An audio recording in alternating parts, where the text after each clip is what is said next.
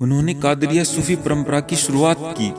سنی مسلمانوں دوارا شیخ عبد القادر جیلانی کے روپ میں ایک سنی ہنبالی پرچارک، وقتا، تپسوی، رہسیہ وادی، نیائے وادی، دھرم وگیانی، جو قادریہ کے نامانکت سنستھاپک ہونے کے لیے جانے جاتے ہیں، جو سنی صوفی واد کا آدھیاتمک کرم تھا۔ آج ہم بات کر رہے ہیں شیخ عبد القادر جیلانی رحمۃ اللہ علیہ کے بارے میں، تو آئیے شروع کرتے ہیں۔ آپ کا نام عبد القادر، آپ کی کنیت ابو محمد اور لقب محی الدین تھا۔ والد صاحب کا نام موسیٰ اور دادا کا نام یحییٰ اور والدہ کا نام فاطمہ تھا۔ آپ 470 ہجری میں بغداد کے قریب جیلان میں پیدا ہوئے۔ آپ کے بچپن ہی میں والد کا انتقال ہو گیا۔ 488 ہجری میں 18 سال کی عمر میں علم حاصل کرنے کی غرض سے بغداد ہی میں دین اسلام کی دعوت دیتے رہے اور تبلیغ کرتے رہے۔ ربیع الثانی 561 ہجری میں 91 سال کی عمر میں آپ فوت ہوئے۔ آپ کی وفات کے بعد آپ کے عقیدت مند آپ کو مختلف القاب جیسے محبوب سبحانی، غوث اعظم، قطب ربانی، پیران پیر دستگیر وغیرہ سے پکارنے لگے، جبکہ آپ کی مجلس میں سنت رسول صلی اللہ علیہ وسلم کی سختی سے پابندی کی جاتی تھی۔ صرف اللہ اور اس کے رسول کا درس دیا جاتا تھا۔ پیغمبر حضرت محمد سے آپ کے ونش کو جڑا ہوا دکھانے کے لیے سید کا خطاب دیا گیا۔ بغداد میں ان کی پیدائش و دفن کا ذکر کرتے ہوئے انہیں الحسنی والحسین بھی کہا جاتا ہے، جو حضرت علی کے پتر حضرت حسن ابن علی اور حضرت حسین ابن علی دونوں ناموں سے ونسوادی ونس کا دعویٰ کرتا ہے۔ غوث اعظم کے کرامات بچپن سے ہی دنیا والوں نے دیکھے ہیں۔ جب آپ چھوٹے ہی تھے تو علم حاصل کرنے کے لیے ماں نے 40 دینار دے کر قافلے کے ساتھ بغداد روانہ کیا۔ راستے میں ڈاکوؤں نے قافلے کو روک کر لوٹ پاٹ مچانا شروع کر دیا۔ ڈاکوؤں نے کسی کو بھی نہیں چھوڑا، سبھی کا مال و پیسے لوٹ لیے۔ غوث اعظم کو ننھا جان کر کسی نے بھی نہیں چھیڑا۔ چلتے چلتے جب ایک ڈاکو نے یوں ہی پوچھ لیا کہ تمہارے پاس کیا ہے، تو غوث اعظم نے پوری ایمانداری سے کہا کہ میرے پاس 40 دینار ہیں۔ وہ مذاق سمجھا اور آگے نکل گیا۔ ایک دوسرے ڈاکو کے ساتھ بھی یہی سب کچھ ہوا۔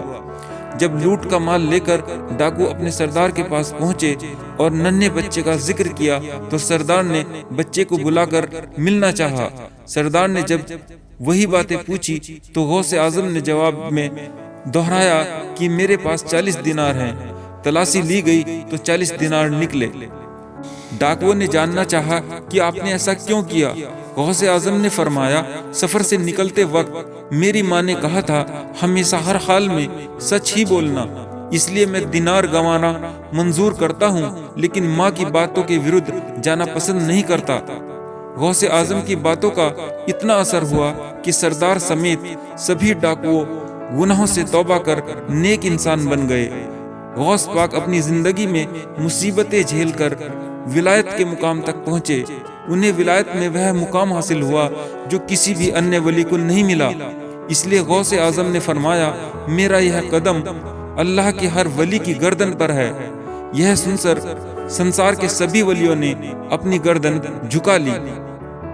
ملک شام میں پیروں کے پیر کہے جانے والے حضرت محمد بن عمر ابو بکر بن قوام نے بھی غوث اعظم کے اعلان پر اپنی گردن جھکا لی۔ خواجہ غریب نواز سیدنا معین الدین چشتی اجمیری رحمت اللہ علیہ ملک خرامہ کے ایک پہاڑ میں ان دنوں عبادت کیا کرتے تھے۔ جب آپ نے غوث اعظم کا اعلان سنا تو اپنا سر پوری طرح زمین تک جھکا لیا اور عرض کیا، غوث اعظم آپ کا ایک نہیں بلکہ دونوں پیر میرے سر اور آنکھوں پر ہیں۔ غوث اعظم پرہیزگار، عبادت گزار، پاکیزہ، پاک و اللہ والوں کے امام ہیں۔ آپ کے حکم پر عام انسان ہی نہیں بلکہ سبھی ولی بھی عمل کرتے ہیں۔ اللہ نے غوث اعظم کو وہ بلند مقام عطا فرمایا ہے کہ وہ اپنی نظر ولایت سے وہ سب کچھ دیکھ لیتے ہیں جہاں تک کسی عام انسان کی نظر، عقل و سوچ بھی نہیں جاتی۔ غوث اعظم کی مجلس میں چاہنے والوں کا مجمع لگا ہوتا تھا، لیکن آپ کی آواز میں اللہ نے وہ اثر دیا تھا کہ جیسے نزدیک والوں کو آواز سنائی دیتی تھی ویسے ہی دور والوں کو بھی۔ غوث اعظم کی پیدائش رمضان مہینے میں ہوئی تھی۔ جنم کے سمے سے ہی آپ سحری سے افطار تک ماں کا دودھ نہیں پیتے تھے۔ جس طرح روزے دار روزہ رکھتا ہے اسی طرح آپ ماں کا دودھ کیول سحری اور افطار کے وقت ہی پیتے تھے۔ آپ جب 10 سال کے ہوئے تو مدرسے میں پڑھائی کے لیے جایا کرتے تھے تو فرشتے آتے اور آپ کے لیے مدرسے میں بیٹھنے کی جگہ بناتے تھے۔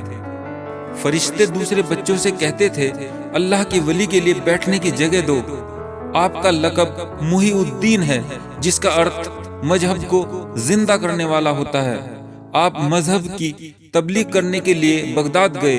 آپ نے 521 ہجری میں بغداد میں لوگوں کو مذہب و دین کی باتیں پھیلانے کے لیے بیان فرمائے اور 40 سالوں تک ارتھات 561 ہجری تک مسلسل بہت مضبوطی سے نیکی و مذہب کی باتوں کو پھیلاتے رہے۔ آپ کی مجلس میں لوگوں کی بھیڑ امڑتی۔ بھیڑ کو دیکھ کر عیدگاہ میں بیان دینا شروع کیا لیکن وہاں بھی جگہ کم پڑ جاتی۔ اس کے بعد شہر سے باہر دور خالی جگہوں پر جا کر بیان کرتے۔ اس زمانے میں مجلس میں 70,000 لوگوں کی بھیڑ امڑ آتی تھی۔ روایت ہے کہ آپ کا بیان سننے کے لیے جنات بھی آیا کرتے تھے۔